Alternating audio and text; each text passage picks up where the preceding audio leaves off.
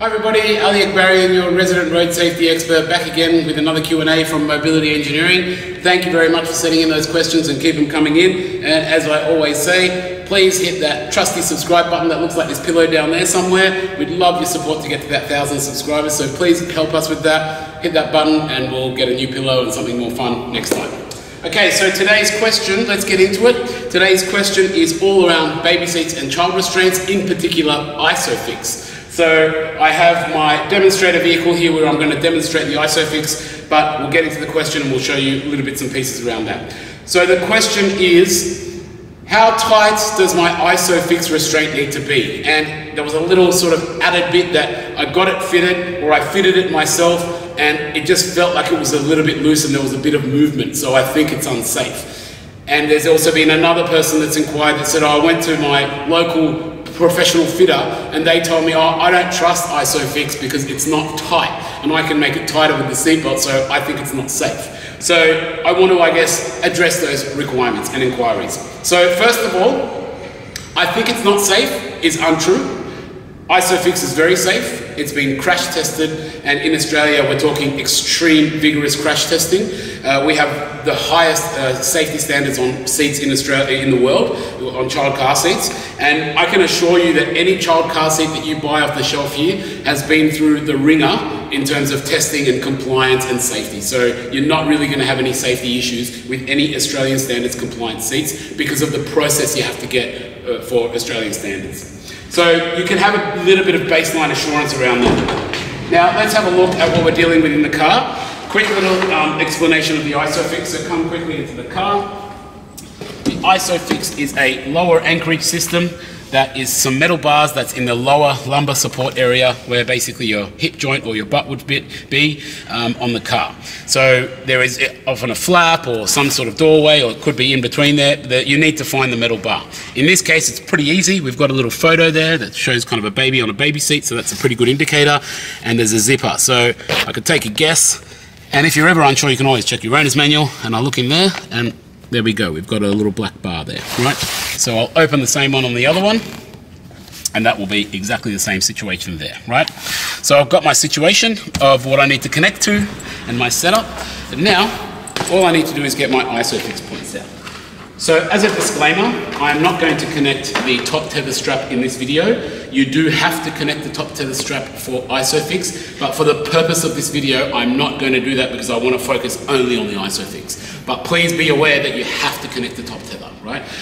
But we're just focusing on ISOFIX for this video, and that's why we're not going to connect it.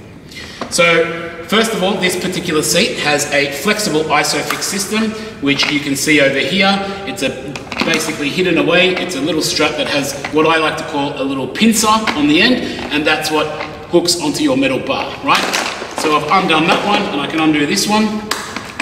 And what I need to do is I just need to make sure that they are fully loosened off as well. It just makes it a lot easier for me to fit. So I'll extend them all the way to the end.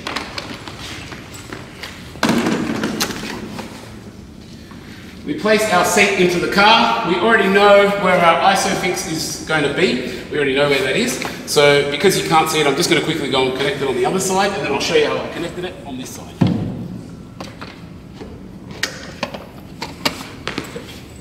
So what I did on that side, I simply just got this and I put it inside that little gap, and you hear it click. And on this particular seat, if you come closer and you have a look, there's actually a little green indicator there that shows you it's actually, don't know if you can see it clearly on the video, but if you can't, there's a little green sort of indicator there. And that red button is the release button. So the green indicator tells you that it's clipped in, but not all brands have the indicator. You have to actually listen for it. You have to hear the click, and then you kind of can pull it out and go, yep, that's locked in. So I have this on this side, and it looks exactly the same on the other side, right? So there's a few ways you can do it. I find this way, which I'm going to show you now, is my Ali's patented expressway, if you'd like. So what I do is, I find that if I grab them and pull them both together at a particular angle, then it gets really firm really quickly, and it's an even situation. When you fit it, you can fit it by tightening this side and then walking around the car and tightening that side, but then what you'll find is it'll go green, and then red and green and red and green until it's tight. What am I talking about when I'm saying red and green? Well, there is actually an indicator on the restraint that tells you when it's correctly fitted. So this is the great thing about the ISOFIX system. I don't need to sort of question it. I don't need to go, oh, is this firm enough? Did this person do it right? Did they not do it right? I'm not sure, because the restraint itself will tell me that. So if you look over here, that's black, and then it's now green. So when that goes green, that means it's correctly fitted. So how do I get it to go green? I've just got to tighten those straps enough so it's green. And it's got to be green on both sides. So what do? I like to do this. I like to get the strap on that side and pull it towards me, and the same thing on the other side. And then I like to use my own body weight, bit of a hack. So I put my knee on it, and then I'll kind of just pull it like that. Pull it, like that, and push my knee in a little bit. Then I'll let go, and we can have a look to see if it's green.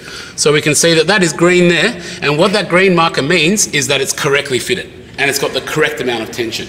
And I'm just going to check on the other side to make sure it's green as well. So yes, that looks exactly the same as this on the other side. So you have one green marker there, one green marker there. So that is correctly and securely fitted without any doubt of, safety, right? Now, how about we grab it and we shake it and we see how much movement there is. This one is pretty secure, right? But if I grab it at the front, maybe it might move. See how it moves like that at the front? That's okay. If I grab it at the top, it might move.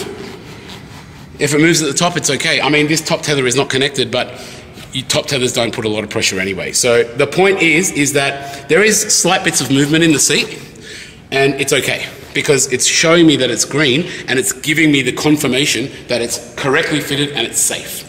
So when do we know the ISOFIX is correctly fitted, and when do we know that it's safe, and how do we tension it? Basically that. We connect it in, we pull it until we see the green indicator, and as long as the green indicator is always there, then we're correctly fitted, and we can be very, very safe, and we can sleep safely at night knowing that the person that's in this restraint is going to be safe and well secured. Alright, so hopefully that helps with how tight do I need to do my ISOFIX, or how do I fit my ISOFIX in my car. ISOFIX is available both on child standard restraints, AS1754, and also quite popular in the disability restraint market as well. So this same video will apply for all of those markets. So hopefully this helps. Thank you very much for tuning in. As we always say, please hit that subscribe button down there, and keep those questions coming in, and we'll see you next time.